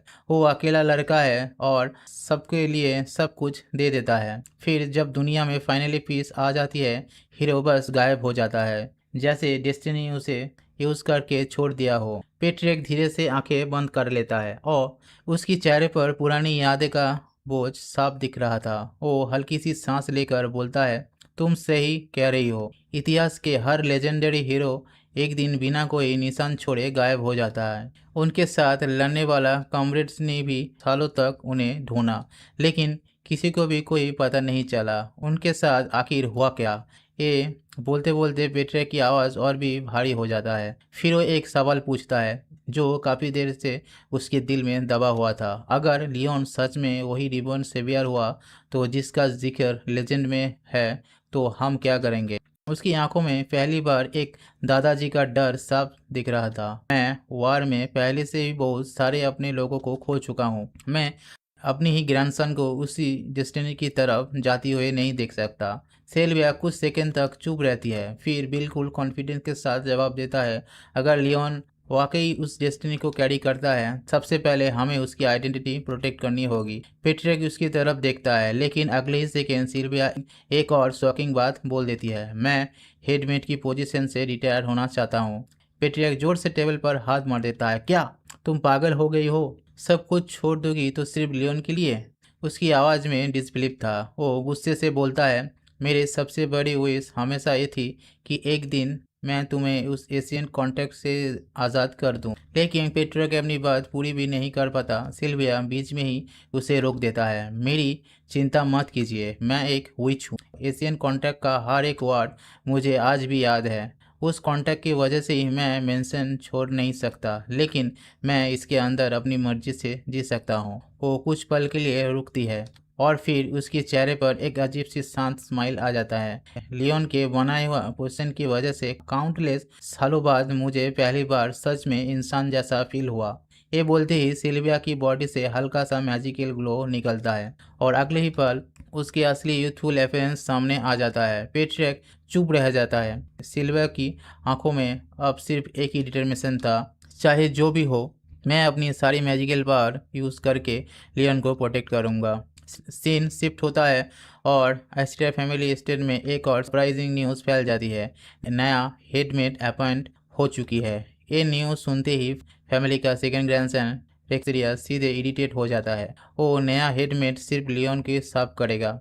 उसकी आवाज़ में साफ फ्रस्ट्रेशन थी। एक्सेल कोई ऑर्डिनरी लड़का नहीं था, पूरे डायनेस्टी का सबसे यंग फोर्थ सर्कल मैच, एक अनमैच जीनियस। लोगों कहते थे उसकी इंटेलिजेंट और डिसिप्लिन बिल्कुल पेट्रियक की तरह है। जब उसके पास नया सर्वेंट की इंफॉर्मेशन आती है तो वो नेचुरली सस्पियस हो जाता है और रिकॉर्ड चेक करता है, लेकिन सिल्विया की इतनी अचानक रिटायरमेंट का उसे कोई लॉजिकल रीज़न नहीं मिलता। उसे पिछली रात याद आता है जब उसने सिल्विया से पूछा था, क्या आप सच में ग्रैंड कैसल छोड़ने वाले हैं? सिल्विया ने सीधे जवाब दिया था, हाँ, लियोन की पोशन ने मेरी हेल्थ मिरेकल्स की तरह रिस्टोर कर दी। रेक्सेल ये बात सुनकर भी बिलीव नहीं कर पाया। तब सिल्विया ने उसे एक अजीब सा एडवाइस दी थी, एक दिन बस अपने बड़े भाई को ऑब्जर्व करो, जैसे बचपन में हर जगह उसके पीछे घूमते थे, वैसे एक बार फिर शायद तुम्हें उसकी सडन ट्रांसफॉर्मेशन की जवाब मिल जाए। रेक्सेल उस वक्त डाउटफुल था, लेकिन आखिरकार उसने डिसाइड कर लिया, मैं खुद सच पता लगाऊंगा। और इसी डिसीजन के साथ सिल्विया की एडवाइस मानकर रेक्सेल चुपचाप लियोन का पीछा करने लगता है। लियोन सीधे मिमिर फॉरेस्ट की तरफ बढ़ रहा था। ये वही जंगल था जो एस्ट्रिया बॉर्डर के पास मौजूद था। जंगल के अंदर घुसते ही हर तरफ अजीब सी खामोशी। रेक्सेल दूर से लियन को फॉलो करता रहा, लेकिन कुछ देर बाद उसके चेहरे पर कन्फ्यूजन आ गया। वो धीरे से इधर उधर देखते हुए सोचता है, भाई खुद ही जड़ी बूटी कलेक्ट करना क्यों आता है? सर्वेंट को भेज सकता था। तभी जंगल की गहराई से थक थक थक मिट्टी खोदने की आवाज़ उसकी कानों तक पहुंचती है। रेक्सेल तुरंत उस डायरेक्शन में बढ़ता है। पैरों के पीछे छुपकर वो झांकता है और जो सीन उसे देखा उसने उसे और भी कंफ्यूज कर दिया। लियोन की हाथ में एक चमकता हुआ रोस्टेड स्वीट पोटैटो था। उस वक्त लियोन उसे खाने ही वाला था, लेकिन रेक्सेल को कुछ और ही लगा। उसने सोचा ये डेंजरस चीज़ खाने जा रहा है। एक सेकंड भी बर्बाद किए बिना उसने तुरंत विंड मैजिक कास्ट कर दी। तेज हवा के झोंका सीधे लियोन की हाथ की तरफ जाता। रोस्टेड स्वीट पोटैटो हवा में ही उछलकर दूर गीली घास पर जा गिरता है। लियोन बिल्कुल शॉक हो जाता है। हाँ, उसकी नज़र सीधे अपने पोटैटो पर जाती है जो अब घास में पड़ा था। अगले ही पल लियोन धीरे धीरे घुटने के बल नीचे बैठ जाता है। उसके चेहरे पर इतना दुखी एक्सप्रेशन था जैसे उसकी दुनिया ही खत्म हो गई हो। मेरा स्वीट पोटैटो। रेक्सेल का चेहरा ऑकवर्ड हो जाता है। उसकी स्माइल वही का वही एक्सपोज हो चुकी थी। लियोन उसकी तरफ देखकर एक सेकंड के लिए स्माइल करता है। उसके दिमाग में एक फनी थॉट आता है, क्या ये इतनी दूर से मुझे सिर्फ चेक करने आया है? रेक्सेल हल्का सा शर्मा जाता है। सॉरी, मैंने सोचा तुम जमीन पर गिरे हुआ खाना खा रहे हो। लियोन उसकी तरफ ब्लैंक एक्सप्रेशन से देखता है। पोटैटो वैसे भी मिट्टी से अंदर ही उगता है। एक रेक्सेल तुरंत साइंटिफिक मूड में चला जाता है। Actually sweet potato botanical structure और वो पूरा टेक्निकल एक्सप्लेनेशन शुरू कर देता है। जितना वो एक्सप्लेन करता है उतनी ही क्लियर होते जाता है कि उसने लाइफ में कभी स्वीट पोटैटो खाया ही नहीं। लियोन हंस पड़ता है। रेक्सेल, तुम लाइफ की एक बहुत बड़ी खुशी मिस कर रहे हो। ये बोलकर वो उसे पास की लकड़ी के लोग पर रखने के लिए कहता है। बैठो, मैं और पोटैटो निकल कर ले आता हूँ। जाने से पहले लियोन कैजुअली बोलता है, वैसे एक काम करोगे, फायर मैजिक से कैंप फायर जला दो। रेक्सेल के लिए ये कोई बड़ी बात नहीं थी। उसने उंगली उठाई और अगले ही पल परफेक्ट कैंप फायर जल उठी। रेक्सेल चुपचाप आग की तरफ देखते हुए वेट करता रहा। थोड़ी देर बाद लियोन फ्रेश पोटैटो लेकर वापस आ गया और बिना कुछ सोचे सीधे उन्हें जलती हुई अंगारे के अंदर फेंक दिया। रेक्सेल की आंखें फिर से बड़ी हो गई। क्या कर रहे हो? ये तो जल जाएगा।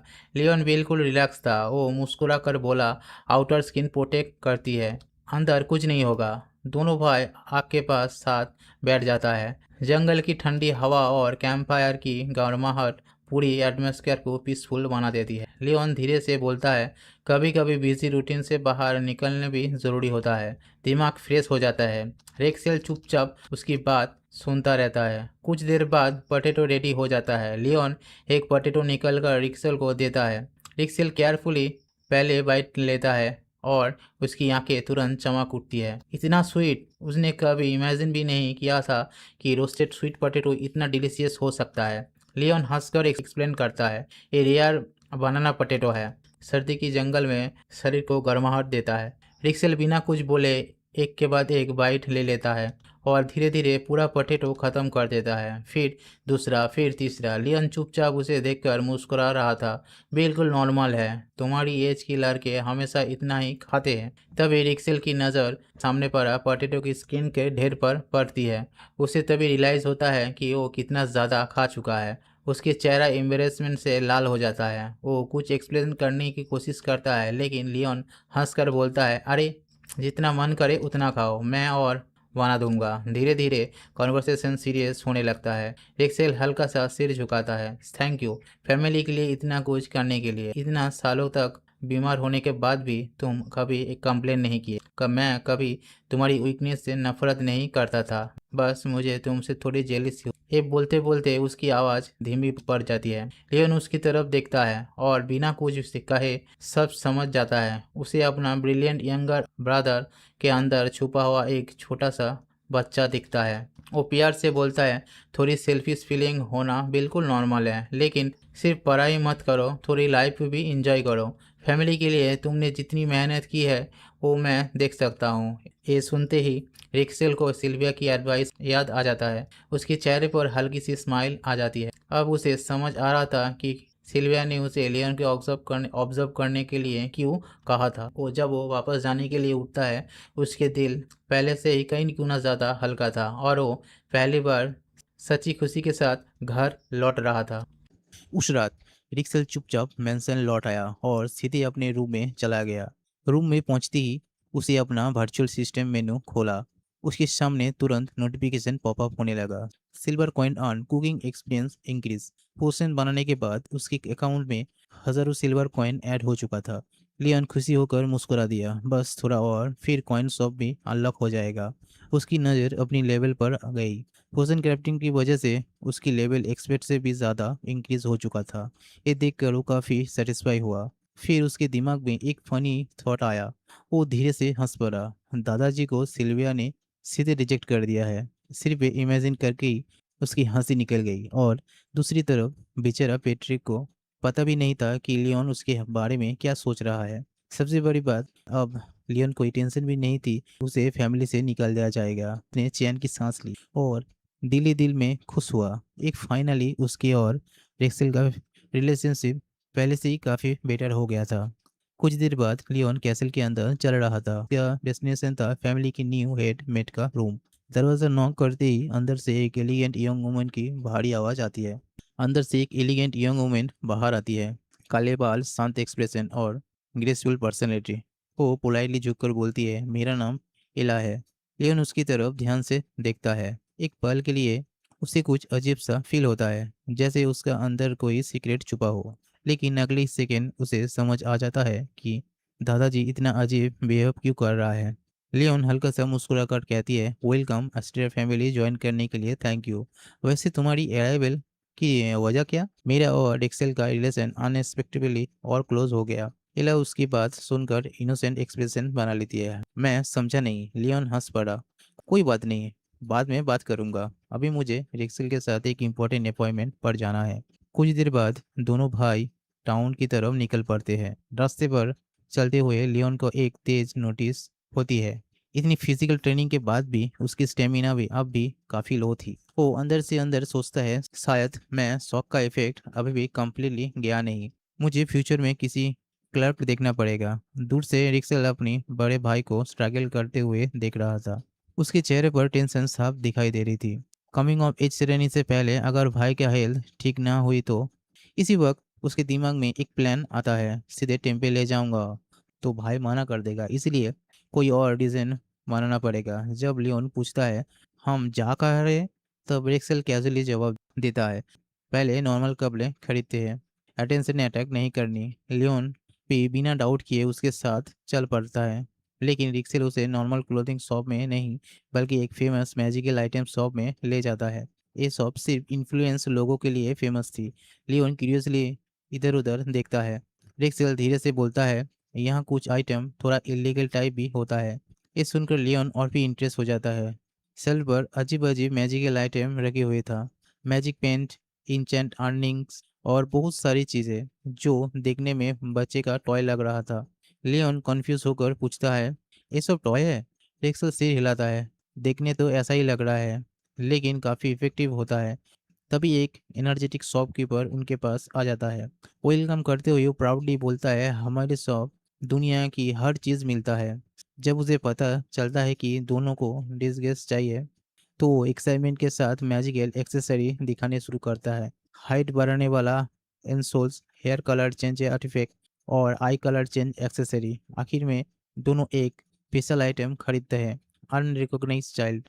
ये एक मैजिकल डिस्गेस आर्टिफैक्ट था जो इंस्टेंटली हेयर और आई कलर चेंज कर देता है। परचेस कंप्लीट होने के बाद लियोन पैकेट खोलता है और अंदर कुछ कॉम्प्लीमेंट्री गिफ्ट भी रखे हुए था। उनमें से एक चीज़ देखता है, उसकी आंखें चमक उठती है, क्राफ्ट्समैन रिपेयर किट। ये गिफ्ट असली परचेस से भी ज़्यादा वैल्यूबल लग रहा था। रिक्सेल कैजुअली बोलता है, मुझे इसकी ज़रूरत नहीं, सब तुम रख लो। लियोन खुशी से सारे गिफ्ट रख लेता है। उसके बाद दोनों एक शांत गली में जाकर डिस्गेस एक्टिव करता है। ब्लू मैजिक एनर्जी उसके आसपास घूमती है और अगले ही पल दोनों एक अपीयरेंस ले कम्प्लीटली चेंज हो जाते हैं। हेयर कलर, आई कलर, सब कुछ। ट्रांसफॉर्मेशन इतनी परफेक्ट थी कि कोई पहचान भी नहीं सकता था। सेटिस्फाई होकर दोनों टाउन के अंदर आगे बढ़ते हैं और कुछ देर बाद दोनों भाई वाटर मिल के अंदर एंट्री करता है। एक फ्रेंडली आदमी मुस्कुराते हुए उनके वेलकम करता है। ये तो निकोलस, टाउन का सबसे फेमस मिल ओनर और साथ ही टेम्पल का बहुत क्लोज सपोर्टर भी। एक्सेल के दिमाग में तुरंत एक थॉट आता है, परफेक्ट। अगर किसी अगर किसी के थ्रू भाई को टेम्पल तक ले जा सकता हूँ तो वो निकोलस ही है। निकोलस उनके साथ लाया हुआ गेहूं देखकर इम्प्रेस हो जाता है। वाह, क्वालिटी तो काफ़ी अच्छी है। इतना सारे आटा किस लिए चाहिए? रिक्सेल बिना हेजिटेशन से जवाब देता है, हम टाउन के भूखे बच्चों को हेल्प करना चाहते हैं। ये सुनते ही निकोलस के चेहरे पर एक बड़ी सी स्माइल आ जाती है। अगर ऐसा है तो सबसे अच्छी होगा, टेम्पल का ऑर्फनेज है, वहाँ लगभग बहुत सारे बच्चे रहते हैं। फैसिलिटी बुरा नहीं है, लेकिन फंडिंग काफ़ी कम हो गई है। इस एरिया की नोबल बेच फैमिलीज क्लियरली चैरिटी वर्क को सपोर्ट नहीं करते। अगर तुम दोनों उनकी हेल्प कर सको तो बहुत बड़ी बात होगी। रिक्सेल अंदर ही अंदर खुश हो जाते हैं। प्लान परफेक्टली काम कर रहा है, लेकिन तभी लियोन अचानक कुछ और ही बोल देता है। सिर्फ आटा डोनेट कर देना तो क्लैरी को अभी भी इतना सारी ब्रेड बेक करनी पड़ेगी। क्यों ना हम खुद ही ब्रेड बना दे, ताकि बच्चों को फ्रेश गर्मा गर्म ब्रेड तुरंत मिल जाए।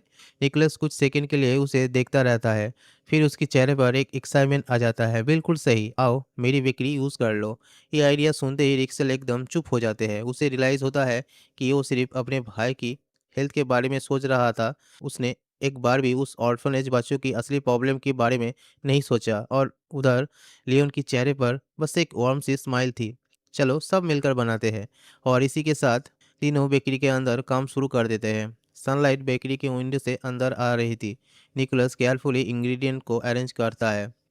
आटा, मिल्क, यीस्ट और ऑलिव ऑयल और कट से sunflower seeds. Leon olive oil को हाथ में लेकर ध्यान से इंस्पेक्ट करता है। इस क्वालिटी का ऑयल ब्रेड का टेस्ट और भी बेटर बना देगा। निकोलस मुस्कुरा देता है। लगता है तुम्हें कुकिंग की काफ़ी नॉलेज है। फिर वो स्टेप बाय स्टेप रेसिपी सिखाना शुरू कर देता है। सबसे पहले आटा और मिल्क को मिक्स करो, फिर यस, उसके बाद अच्छे से उन सभी को मिक्स करो, फिर उसे फूलने दो, फिर सनफ्लावर सीड ऐड करके स्मूथ लोव्स बना दो। रिक्सेल पूरा प्रोसेस ऑब्जर्व करता रहता है और फिर खुद ही डक बनाना शुरू कर देता है। कुछ ही देर में उसका डो रेडी हो जाता है। वो लियोन की तरफ देखता है और देखकर हंस पड़ता है। लियोन अभी भी डक के साथ स्ट्रगल कर रहा था। निकोलस सिचुएशन को समझ जाता है। मैं पहले अपनी लोप और एक्सेल की लोप बेक कर देता हूँ, तब तक लियोन आराम से फिनिश कर देगा।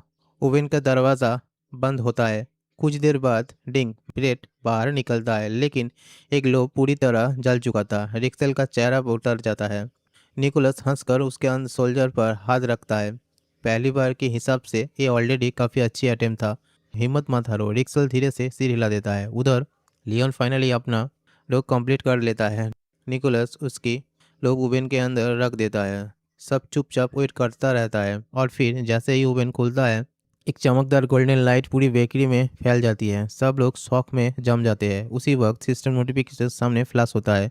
Perfect grade created, looking mastery increase. Nicholas की आंखें पूरी तरह खुल जाती है। ये तो इम्पॉसिबल, इतनी परफेक्ट ब्रेड। लियोन बस हल्का तास मुस्कुरा देता है। मैंने सिर्फ ये सोचा था कि ऑर्फनेज के बच्चों को सबसे अच्छी ब्रेड खिलाना है और थोड़ी डेकोरेटिव कार्ड्स भी ऐड कर देते हैं ताकि देखने में और अच्छी लगे। इस सिंपल जवाब सुनकर निकोलस बिल्कुल इमोशनल हो जाता है। उसे रियलाइज़ होता है कि उसने लियोन को पहले कितना गलत समझा था। रिक्सल भी अपने बड़े भाई की तरफ देखकर मुस्कुरा देता है। कुकिंग में भी तू मॉन्स्टर निकले। और इसी मोमेंट से निकोलस के दिल में लियोन के लिए रिस्पेक्ट कई गुना बढ़ जाते हैं। निकोलस कुछ सेकंड तक बस उस गोल्डन ब्रेड को देखता रहता है। उसके चेहरे पर डिस्प्ले साफ नजर आ रहा था। दिल छू जाता है। उसे रियलाइज़ होता है कि असली कुकिंग सिर्फ टेक्निक से नहीं, दिल से भी होती है। और फिर अचानक निकोलस खड़ा होता है। एक मिनट, तुम दोनों बेकिंग कंटिन्यू करो। इतना बोलकर वो बेकरी से सीधे भाग जाता है। रिक्सल कन्फ्यूज होकर लियोन की तरफ देखता है। लगता है हमने उनकी काम डिस्टर्ब कर दिया। लियोन हंस पड़ता है। नहीं, मुझे लगता है वो कुछ अच्छी काम करने गया है। चलो तब तक और ब्रेड बनाते हैं। दोनों भाई एक दूसरे की तरफ देखकर मुस्कुरा देता है और फिर फ्रेंडली कंपटीशन शुरू हो जाती है। जो ज़्यादा ब्रेड बनाएगा वो विनर। रिक्सल भी चैलेंज एक्सेप्ट कर लेती है। डील। उसके बाद बेकरी के अंदर सिर्फ काम ही काम देख रहा था। एक तरफ रुक पेपर कर रहे थे, दूसरी तरफ ब्रेड ओवन में जा रही थी। बीच बीच में कुकीज़ भी बन रही थी और लियोन कुकिंग मास्टरी और सक्सेसफुल बैच के साथ धीरे धीरे और इंक्रीज हो जा रहा था। कुछ देर बाद बेकरी के दरवाज़ा जोर से खुलता है। सब सोचते हैं निकोलस वापस आ गया, लेकिन उसके साथ पूरे टाउन के लोग भी आ रहे थे। हर किसी के हाथ में कुछ ना कुछ था। कोई आटा लेकर आया था, कोई मिल्क, कोई वेजिटेबल्स और कोई बेकिंग के इंग्रेडिएंट्स। एक चेयरफुल आंटी हंसकर बोलती है, निकोलस ने हमें सबको बता दिया तुम दोनों ऑर्फनेज बच्चे के लिए इतनी मेहनत कर रहे हो, तो हम भी हेल्प करेंगे। फिर वो हंसी के साथ ऐड करती है, मेरी हस्बैंड ब्लैकस्मिथ है, वो बिजी थे, इसलिए उनकी जगह मैं आ गई। ये सुनते ही लियोन के चेहरे पर कलर उठ जाता है। वो तुरंत सिग्नल देता है, प्लीज़ मेरी असली आइडेंटिटी मत बताना। आंटी उसका सिग्नल समझ जाता है और बस स्माइल करके बात वही ख़त्म कर देती है। अगले ही पल पूरा बेकरी की टीम वर्क जोन बन जाता है। कोई आटे की टोला बना रहा है, कोई इंग्रेडिएंट ले रहा है, कोई। तभी एक बहुत ही ताकतवर लेडी अकेले ही इतना बड़े पोटैटो सैक्स उठाकर ले आती है, जितने दो आदमी भी मुश्किल से उठा पाते। रिक्शा शौक होकर पूछता है, आपने ये सब अकेला उठा लिया? वो आंटी जोर से हंस पड़ती है, अरे बेटे, जवानी में भालू से लड़ चुकी हूँ, ये बुरी क्या चीज़ है। सब लोग जोर से हंस पड़ते हैं। बेकरी का एटमॉस्फेयर और भी लाइवली हो जाते हैं। रिक्शल चुपचाप देख रहा था। उसके दिल में गिल्ट भरने लगता है। मैं तो सिर्फ अपने पॉलिटिकल प्लान के बारे में सोच रहा था, लेकिन इन लोगों के लिए एक दूसरे के लिए हेल्प करना बिल्कुल नेचुरल है। उसकी नज़र लियोन पर पड़ती है। लियोन हर किसी के साथ हंसते हुए पूरे दिल से काम कर रहा था। उस मोमेंट रिक्शल के दिल में एक और डिसीजन पकड़ा हो जाता है। मेरे लिए सबसे इम्पोर्टेंट चीज़ सिर्फ मिहाई की हैप्पीनेस है। और उसी वक्त उसकी रिस्पेक्ट लियोन के लिए पहले से भी कई गुना बढ़ जाते हैं। अब उसे पूरा यकीन हो चुका था कि लियोन के फ्यूचर कुछ बहुत ही एक्स्ट्राऑर्डिनरी करने वाला है। कुछ घंटों के बाद सब मिलकर फ्रेश ब्रेड, कुकीज़ और बहुत सारे खाना लेकर टेम्पल के ऑर्फनेज की तरफ निकल पड़ते हैं। जैसे ही प्रीस्टेस उन्हें देखते हैं, उसकी आंखें भर आती है। वो इमोशनल होकर बोलती है, मैं आप सभी का शुक्रिया कैसे अदा करूं? इतनी बड़ी हेल्प हम कभी नहीं भूलेंगे। लियोन बस हल्की सी स्माइल करता है। हमें किसी रिवॉर्ड की ज़रूरत नहीं है, बच्चों की खुशी देखना ही हमारे लिए सबसे बड़ा रिवॉर्ड है। तभी फ्रेश ब्रेड की डिलीशियस खुशबू पूरे ऑर्फनेज में फैल जाती है। एक के बाद एक सारे बच्चे भागते हुए बाहर आ जाते हैं। सबके चेहरे में एक्साइटमेंट चमक रही थी। लगता है आज कुछ स्पेशल बना है। प्रिंसेस उन्हें प्यार से रोक कर कहती है, सबसे पहले इन सब लोगों को थैंक यू बोलो। सारे बच्चे एक साथ झुक आते हैं। Thank you. उनकी मासूम आवाज़ सुनते ही सब वॉलंटियर की चेहरे से पर स्माइल आ जाते हैं। सब जब डोनेशन बॉक्स खुला जाता है तो बच्चों की खुशी और भी बढ़ जाती है। अंदर कपड़े भी है, सिर्फ ब्रेड ही नहीं, नया कपड़े भी। हर तरफ एक्साइटमेंट ही एक्साइटमेंट थी। फिर स्टेज मुस्कुरा कर लियोन और रिक्सल के कहती है, क्या तुम दोनों खुद बच्चों को ब्रेड देना चाहोगे? लियोन तुरंत सिर हिला देता है, बिल्कुल। वो एक बास्केट उठाता है और घुटनों के बल बैठकर हर बच्चे को अपने हाथों से गर्मा गर्म ब्रेड देने लगता है। एक छोटी सी लड़की ब्रेड पकड़ती ही खुशी होकर बोलती है, कितनी अच्छी स्मेल आ रही है। दूसरे बच्चे एक्साइटमेंट ऑलमोस्ट जंप करने लगता है। लियोन हर बच्चे के स्माइल देखकर खुद भी मुस्कुरा रहा था। उसके लिए ये मोमेंट किसी भी रिवॉर्ड से ज़्यादा प्रीशियस था। लेकिन इसी खुशी के बीच उसकी नज़र अचानक दूर एक बड़े पेड़ के पास खड़े एक अकेला लड़के पर पड़ती है। काले बाल, पतला शरीर और आंखें में डर।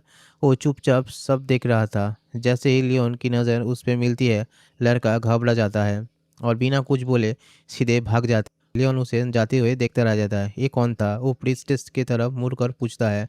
वो बच्चा सबसे अलग क्यों था? प्रिस्ट की चेहरे पर उदासी आ जाती है। वो पीटर है, प्लीज़ उसकी बिहेवियर को गलत मत समझना। बस इतना कहकर वो चुप हो जाती है। लेकिन पीटर के नाम लियोन के दिमाग में घूमता रहता है। थोड़ी देर बाद प्रिस्टेस की चैन की सांस लेती है। आज लगभग हर बच्चों के पेट भर खाना मिल गया। लेकिन अगले ही पल उसकी नज़र लियोन पर पड़ती है। वो देखकर हैरान रह जाती है। लियोन अभी भी एक बास्केट भरा ब्रेड लेकर ऑर्फनेज की बाहर की तरफ जा रहा था। यंग मास्टर, आप कहाँ जा रहे हैं? लियोन बिना रुके जवाब देता है, अभी एक बच्चा रह गया है, पीटर को अभी तक उसका हिस्सा नहीं मिला। प्रिस्टेस धीरे से सिर झुका लेती है। हमने बहुत बार कोशिश की है, लेकिन वो किसी से हेल्प नहीं लेना चाहता था। बार बार हार्ट होने के बाद चैरिटी एक्सेप्ट करने की छोड़ दी है। ये सुनकर एक्सेल भी चुपचाप लियोन के पीछे चल पड़ता है। दूर खड़े पीटर अपनी एज के हिसाब से बहुत ज़्यादा कमज़ोर लग रहा था। उसकी पतला शरीर देखकर रिक्सेल के दिल भर जाता है। लियोन धीरे से उसके पास जाकर रुकता है। सॉफ्ट आवाज़ में पुकारता है, पीटर। लड़का एकदम घबरा कर पीछे मुड़ता है। लियोन बास्केट से एक गर्म सा ब्रेड निकालता है। उसमें से अभी भी गर्म भाप निकल रही थी। वो मुस्कुराकर बोलता है, देखो अभी भी ओवन से निकला है, बहुत सॉफ्ट है और बहुत टेस्टी भी है। उसी वक्त पीटर की पेट से जोर की आवाज़ आती है। उसकी भूख सब कुछ बता देती है, लेकिन फिर भी वो जिद से सिर हिला देता है, नहीं मुझे नहीं चाहिए। लियोन इसकी आंखों में देखता है और तुरंत समझ जाता है ये सिर्फ जिद्दी नहीं था, ये टूटते हुए भरोसे के दर्द है। इसीलिए वो उस पर बिल्कुल प्रेशर नहीं डालता, बस उसके पास जाकर चुपचाप बैठ जाता है। दोनों के बीच खामोशी छा जाती है और इसी खामोशी से एक नया दोस्ती की शुरुआत होने वाली थी। ना वो ब्रेड उसके हाथ में ज़बरदस्ती देता है, ना ही उसने मारने की कोशिश करता है, बस बस शांत होकर उसके साथ बैठा रहता है। पीटर बार बार उस गर्म ब्रेड की तरफ देख रहा था। उसकी खुशबू उसकी पेट की भूख और भी बढ़ा रही थी। लियोन अभी भी पीटर के पास चुपचाप बैठे हुआ था। धीरे धीरे शाम होने लगती है। बाकी सारे वॉलेंटियर अपने काम खत्म करने वापस चले गए। पीटर भी पेड़ के नीचे बैठे बैठे थकन की वजह से सो गया। काफ़ी देर बाद जब उसकी आंखें खुली, उसने धीरे से इधर उधर देखा। उसे लगा सब लोग चले गए हो गए रहता था कि अचानक उसके सामने एक आवाज़ आती है, ओ उठ गए तुम। पीटर शौक होकर ऊपर देखता है और देखते ही उसकी आंखें फैल जाती है। लियोन अभी भी वहीं बैठे हुए था। ना उसने पीटर को जगाया ना उसे डिस्टर्ब किया, बस आराम से उसका वेट कर रहा था। लियोन फिर से बेट उसकी तरफ बढ़ाता है, लो अब खा लो। पीटर फिर भी जिद करता है, नहीं। लियोन सिर्फ मुस्कुरा देता है, ठीक है। अगले ही पल वो ब्रेड को दो हिस्सों में तोड़ देता है और एक हिस्सा खुद खाना शुरू कर देता है। और पीटर पहले तो कंफ्यूज हो जाता है, लेकिन जैसे ही उसे रियलाइज़ होता है कि अगर उसने अभी भी मना किया तो सारी ब्रेड ख़त्म हो जाएगा, वो घबरा कर तुरंत दूसरा आधा भी हिस्सा छीन लेता है। ये मेरा है। लियोन बस हंस पड़ता है, अच्छा ठीक है तो खा लो। पीटर धीरे से एक बाइट लेता है और अगले ही सेकेंड उसकी आंखें बड़ी हो जाती है। ये इतना सॉफ्ट, इतना गर्म, इतना टेस्टी। उसने बिना रुके पूरी ब्रेड कुछ ही पलों में ख़त्म फिनिश कर दी। लियोन उसे देखकर बस प्यार से मुस्कुरा रहा था।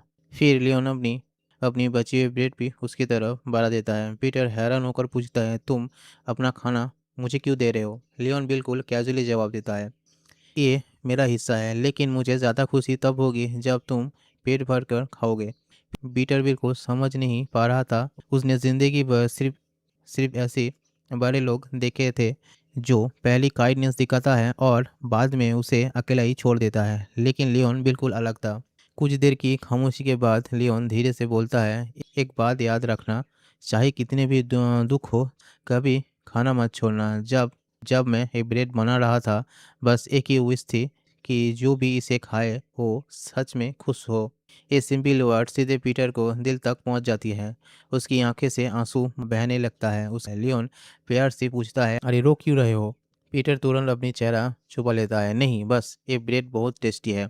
और शर्माते हुए वो धीरे से बोलता है, थैंक यू। ये छोटा सा थैंक यू, ये सुनते ही लियोन की चेहरे पर एक वार्म सी स्माइल आ जाता है। फिर लियोन अपनी छोटी सी उंगली आगे बढ़ाता है, प्रॉमिस, मैं फिर कभी तुम्हारे लिए और भी टेस्टी ब्रेड ले आऊँगा। मैं आज तक कभी अपना प्रॉमिस नहीं तोड़ा। पीटर की चेहरे पर पहली बार सच्ची वाली स्माइल आ जाती है। वो भी अपनी छोटी सी उंगली आगे करता है, दोनों पिंकी प्रॉमिस करता है। पीटर एक्साइटमेंट से बोलता है, नेक्स्ट टाइम मैं 2 ब्रेड खाऊंगा। लियोन जोर से हंस पड़ता है, सिर्फ 2, 3 खा लेना।